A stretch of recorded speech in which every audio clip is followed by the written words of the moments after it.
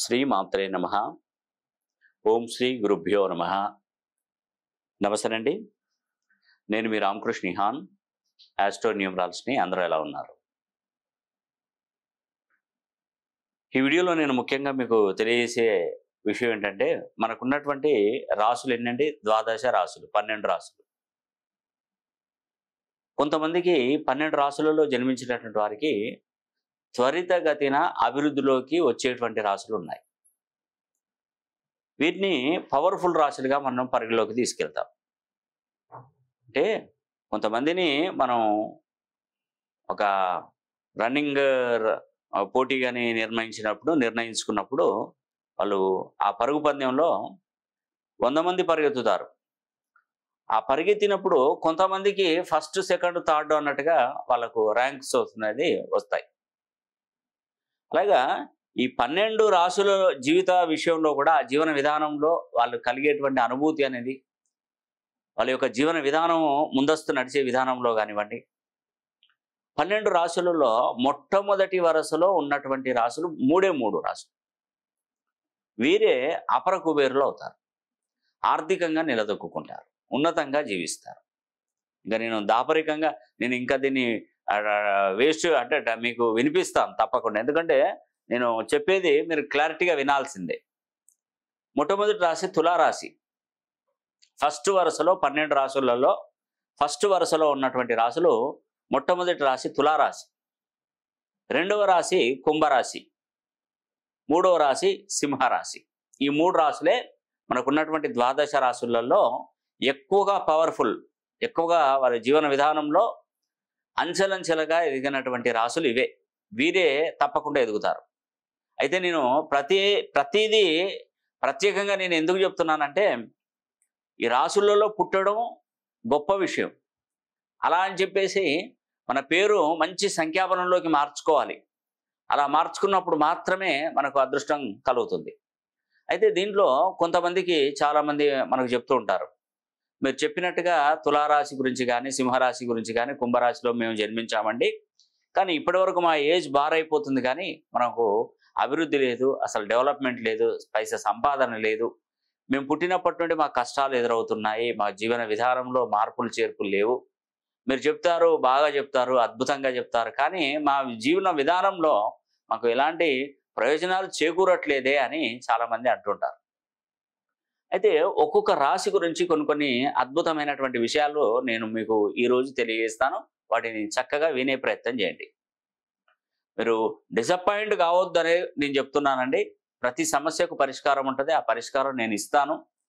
నేను తప్పకుండా మిమ్మల్ని బాగుపరుస్తానండి. అది మాత్రం మీరు విశ్వాసంతో, నమ్మకంతో నా దగ్గర అపాయింట్మెంట్ తీసుకోండి.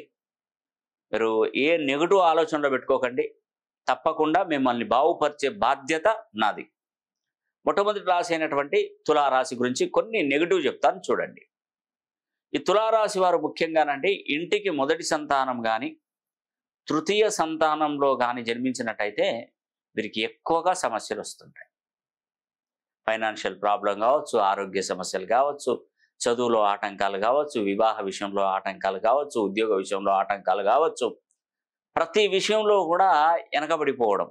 ఇంటికి మొదటి సంతానం గనక, తృతీయ సంతానం గనక ఈ తులారాశిలో జన్మించినటువంటి వారికి ఎక్కువగా సమస్యలు వస్తాయి. మీరు రాసి పెట్టుకోండి. దీనివల్లనే తులారాశి వారు ఇప్పుడు మీరు చెప్తున్నారే, నేను తులారాశిలో మీరు చెప్పినటువంటి తులారాశిలో పుట్టాను కానీ మా జీవితంలో ఎదుగుదల లేదు, డెవలప్మెంట్ లేదు, రుణ బాధలలో ఉన్నావు, ఆర్థిక సమస్యలతో ఇక్కట్లతో ఇబ్బంది పడుతూ ఉన్నాము అని మీరు అంటున్నారు కదా, అది దీని యొక్క ప్రభావం కావచ్చు. కంపల్సరీ అయి ఉంటుందండి. ఇంకొక విషయం ఏంటంటే, తులారాశిలో పుట్టినటువంటి వారు ముఖ్యంగా వీరు ఆదివారం గనక, గురువారం గనక తులారాశిలో గనక వీరు జన్మించినట్టయితే వీరికి సేమ్ ఇలాంటి సమస్యలే ఎక్కువగా ఎదురయ్యే అవకాశాలు ఎక్కువగా ఉంటాయి. గుర్తుపెట్టుకోండి. ఇలాంటి ఆదివారం కానీ, గురువారం రోజు కానీ మీరు జన్మించినట్టయితే. తర్వాత ఇంకొక విషయం ఏంటంటే, 1వ తారీఖు, 10వ తారీఖు, 19వ తారీఖు, 28వ తారీఖు ఈ తేదీలలో కనుక మీరు జన్మించినట్టయితే, లేదంటే 3వ తారీఖు, 12వ తారీఖు, 21వ తారీఖు, 30వ తారీఖు, 3, 12, 21, 30 ఈ తేదీలలో కనుక మీరు తులారాశిలో కనుక మీరు జన్మించినట్టయితే మీకు సమస్యలు అధికమనే చెప్పవచ్చు. ఎస్, చాలా వరకు డిస్టర్బ్ అవుతారు. మరి ఈ సమస్యల నుండి బయటపడే మార్గం అనేది ఉందా లేదా అనే ఒక మీకు ఆలోచనకు రావచ్చు. ఇప్పుడు మీరు చెప్పినటువంటి అంశాలు ఏంటంటే మా చేతుల్లో ఇవి లేవు. ఎందుకంటే తల్లిదండ్రులకు పుట్టినటువంటి సంతానం లేదు నేను రెండో సంతానమే జన్మిస్తాను అని మన చేతిలో ఉండదు. ఇది ఆ భగవంతుడు ఆశీస్సులు ఉండాలి. ఆదివారమే పుట్టొద్దు, గురువారమే పుట్టొద్దు అని అనుకుంటే పుడతారు ఖచ్చితంగా. అది మన చేతుల్లో లేదు. ఈ 1, 10, 19, 28వ తారీఖులో 3, 12, 21, 30 తేదీలలో జన్మించకూడదని మన మన మన జన్మాన్ని మనం మార్చుకోలేము. అది మనకు ఇవన్నీ కూడా మనకు తెలియకుండానే మనం ఇది జరిగిపోతూ ఉంటుంది. కానీ తెలుసుకున్నాక దాని యొక్క ప్రభావం నుండి దాన్ని మనం బయటపడే మార్గాన్ని ఎంచుకోవాలి. తెలియక ఏదో తప్పు జరిగింది, ఏదో ప్రాబ్లం అయింది, ఏదో ఇబ్బందులు పడ్డాం, కానీ తెలిసిన తర్వాత దాన్ని సరిదిద్దుకునే బాధ్యత మనది. ఖచ్చితంగా సరిదిద్దుకోవాలి. సరిదిద్దుకోలేదనుకోండి జీవితకాలం మనకు కష్టాలు, ఇబ్బందులు, కన్నీళ్ళు, కష్టాలు తప్పవనే నేను తెలియజేస్తున్నాను. అలా అని చెప్పేసి మీరు అధైర్యపడే అవసరమే లేదండి. ప్రతి సమస్యకు ఒక పరిష్కారం ఉంటుంది. ఆ పరిష్కారం నేను ఆస్ట్రాలజీ ప్రకారం, న్యూమరాలజీ ప్రకారం నేను తప్పకుండా మీకు సరి చేసి చూపెడతాను. ఇకపోతే సింహరాశి. సింహరాశిలో పుట్టినటువంటి వారు మక 4 పాదాలు, కుబ్బ 4 పాదాలు, ఉత్తర 1 పాదం సింహరాశి. దీంట్లో మళ్ళీ కూడా ఈ నక్షత్ర పాదాలు, ఇప్పుడు మకా నక్షత్రం ఉంది, దీనికి కేతు అధిపతి. కుబ్బ నక్షత్రం ఉంది, శుక్రుడు అధిపతి. ఉత్తరా నక్షత్రం ఉంది, రవి అధిపతిగా ఉంటాడు. ఇవన్నీ మనం తెలుసుకోవాలి. ఫస్ట్ తెలుసుకున్న తర్వాత సింహరాశి వారు ముఖ్యంగా ఇంటికి 6వ సంతానం గనక సింహరాశిలో జన్మించినట్టయితే డిస్టర్బ్ అవుతారు. కానీ ఈరోజు ఈ కాలమానంలో ఇప్పుడు 2 పిల్లలే ఉన్నారు, అంటే ఒక ఇంటికి 2 పిల్లలే ఉన్నారు. కానీ పూర్వకాలంలో 6 పిల్లలు, 7, 12 మంది కూడా పిల్లల్ని కనేవారు. కానీ ఆ భయం అయితే ఈ యొక్క యుగానికి, ఇప్పుడు ఉన్నటువంటి కాలమానానికైతే, ఇప్పుడు మ్యారేజ్ చేసుకున్నటువంటి వారికైతే 2 పిల్లలు అసలు ఒకరే అంటున్నారు. 2ని మేము పోషించలేమని చాలా మంది అంటున్నారు. కానీ 2 పిల్లలు ఇంటికి వెలుగు, ఒకరు వద్దు. ఇప్పుడు ఏమంటున్నారు గవర్నమెంట్, ఒకరు ముద్దు 2 వద్దు అంటున్నారు. కానీ నేనేమంటున్నానంటే 2 ముద్దు 1 వద్దు, రివర్స్గా చెప్తున్నాను. ఎందుకంటే ఉండాలండి 2 జీవితకాలంలో వాళ్ళకు ఒక తోడు నీడ, తర్వాత ఒకరంటే ఒకరు ప్రేమ అనురాగాలు. ఇంటికి 2 మగ సంతానం, ఎంత ఆడపిల్లలు ఎవరైనా పర్వాలేదండి.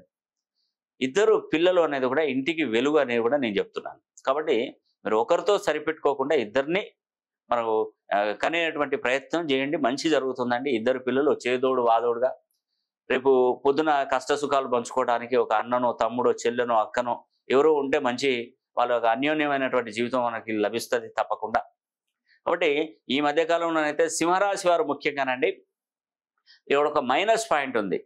సింహరాశి వాళ్ళు, సింహరాశిలో జన్మించిన వారు 6వ తారీఖు, 15వ తారీఖు, 24వ తేదీలలో కనుక జన్మించినట్టయితే ఎక్కువగా ప్రాబ్లమ్స్ వస్తుంటాయి. మానసిక ఒత్తిడి, చికాకులు, రుణబాధలు, పనులన్నీ ఆటంకాలు అయిపోవడం, ఆర్థికంగా వెనకబడిపోవడం, ఇవన్నీ కూడా జరిగే అవకాశాలు కూడా సింహరాశి వారికి ఉంటుంది. అదేవిధంగా 8వ తారీఖు, 17వ తారీఖు, 26వ తారీఖులో కనుక సింహరాశిలో కనుక మీరు జన్మించినట్టయితే ఇలాంటి సమస్యలు వచ్చే అవకాశాలు ఎక్కువగా ఉన్నాయి. రాసి పెట్టుకోండి, నోట్ చేసుకోండి. ఇలా విని ఈ చెవితో విని ఈ చెవితో వదిలిపెట్టకండి. ఎప్పుడు అదే విధంగా జరుగుతుందంటే జరిగే అవకాశాలు ఎక్కువగానే ఉంటాయి. కాబట్టి సమస్య చెప్పాను, పరిష్కారం కూడా నేను ఇస్తాను. మీరు తప్పకుండా ఒకసారి మీ జాతక కుండల్ని నేను పరిశీలన చేస్తాను, పేరులో ఉన్నటువంటి సంఖ్యాబలాన్ని సరి చేస్తాను. ఇంకా మీకు ఎలాంటి ప్రాబ్లం అయితే రాదండి. ఇకపోతే కుంభరాశి. మరి కుంభరాశిలో పుట్టినటువంటి వారు ధనిష్ట 3, 4 పాదాల వారు అయి ఉంటారు. శతభిష 4 పాదాలు, పూర్వభాద్ర మనకు 1, 2, 3 పాదాలు మనకు కుంభరాశి. కుంభం ఇది వాయుతత్వ బల రాశి. దీనికి రాశ్యాధిపతి వచ్చేసి శనీశ్వరుడు. ఇప్పుడు ప్రజెంట్ శని భగవానుడు కుంభరాశిలోనే ఉన్నాడు. నేను పదే చెప్తున్నానండి, కుంభరాశి వారికి వచ్చే నెల అంటే ఫిబ్రవరి మాసంలో 24వ తారీఖున శని హోమం అనేది కూడా నేను మొదలు పెట్టబోతున్నాను. జీవితంలో ఒక్కసారైనా 12 రాశులలో జన్మించిన వారు ఈ శని హోమంలో పాల్గొనడం ఎంతో మంచిదండి. అర్ధాష్టమ శని, అష్టమ శని, ఏళ్ళనాటి శని పట్టినా పట్టకపోయినా, ఉన్నా లేకున్నా మీరు శని హోమం జరిపించుకుంటే రాబోయే 30 సంవత్సరాలలో శని మీకు ఇబ్బందులకు గురి చేయడు. ఇది మాత్రం నేను ఖచ్చితంగా చెప్తున్నాను. అదృష్టం ఎవరిని వరిస్తుందో, ఎవరు శని హోమంలో పాల్గొంటారు అనేది విషయంపై నేను చూస్తానండి. కాబట్టి ఈ శని హోమం వచ్చే నెల ఫిబ్రవరి మాసంలో 2024 సంవత్సరంలో శని హోమం జరిపిస్తున్నాను. మీరు ప్రత్యక్షంగా మా దగ్గరికి రానవసరం లేదు. పరోక్షంగానైనా మీరు ఈ యొక్క శని హోమంలో పాల్గొనండి. మరి ఈ యొక్క 2024 సంవత్సరం 24వ తారీఖు శనివారం రోజున ఈ శని హోమం అనేది కూడా నేను మొదలు పెట్టబోతున్నాను. చక్కగా ఒకసారి ఆఫీస్ నెంబర్కి కాల్ చేసి మీరు బుక్ చేసుకోండి. అదేవిధంగా కుంభరాశిలో పుట్టినటువంటి వారు 1వ తారీఖు 10, 19, 28వ తేదీలలో పుడితే వారికి సమస్యలు ఎక్కువగా ఎదురవుతాయి. 9, 18, 27వ తేదీలలో పుట్టిన సమస్యలు ఎదురవుతాయి. కుంభరాశి వారు ఆదివారం జన్మించినా కానీ ఎక్కువగా ఈ యొక్క మంగళవారం జన్మించినా కానీ కుంభరాశి వారికి ఎక్కువగా సమస్యలు ఎదురయ్యే అవకాశాలు ఉంటాయి. తులా, సింహ, కుంభ ఈ 12 రాశులలో 3 నంబర్ 1 రాశులు. అందులో మీ రాశి ఉండాలని కూడా భగవంతుడు కోరుకోండి. మీరు నేను చెప్పినటువంటి తేదీలలో వారాలలో కనుక మరి ఇంటికి సంతానం మొదటి సంతానం కనుక అయినట్టయితే కుంభరాశి వారు ఇంటికి మొదటి సంతానం అయినా కూడా సమస్యనే. కాబట్టి ఒక్కసారి గమనించి మీరు నేను చెప్పినటువంటి వాళ్ళలో ఉన్నట్టయితే ఒకసారి పర్సనల్గా ఫోన్ లైన్లో కలిసే ప్రయత్నం చేయండి. ఈ వీడియో కనుక మీకు నచ్చినట్లయితే లైక్ చేయండి, షేర్ చేయండి, కామెంట్ చేయండి. సర్వే జన సుఖినో భవంతు.